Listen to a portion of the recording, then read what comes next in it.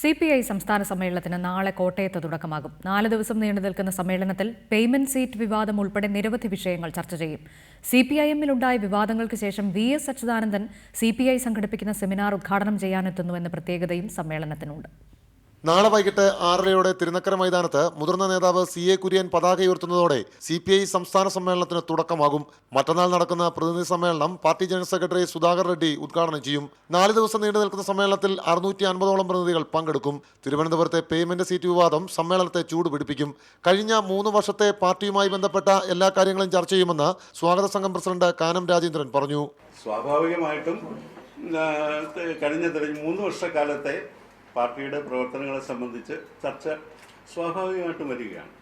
അത് ചർച്ച ചെയ്യുമ്പോൾ സഖാക്കളതിൽ അഭിപ്രായം പറയും. അതിനൊന്നും അങ്ങനെയൊന്നും അഭിപ്രായം പറയാൻ പാടില്ല എന്ന നിബന്ധനയൊന്നുമില്ല.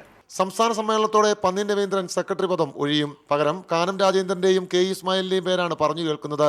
സെക്രട്ടറി സ്ഥാനത്തേക്ക് മത്സരമുണ്ടാകാനുള്ള സാധ്യതയും തള്ളിക്കളയാനാകില്ല. സംസ്ഥാന സമ്മേളനത്തോടനുബന്ധിച്ച് സംഘടിപ്പിച്ചിട്ടുള്ള വികസന സെമിനാറിൽ പങ്കെടുക്കാനാണ് VS അച്യുതാനന്ദൻ എത്തുന്നത്. 2-ാം തീയതി നടക്കുന്ന സമാപന സമ്മേളനം ഗുരുദാസ് ദാസ് ഗുപ്ത ഉദ്ഘാടനം ചെയ്യും.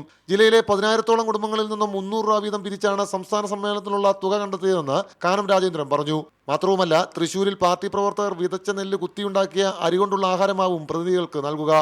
റിപ്പോർട്ടർ, കോട്ടയം.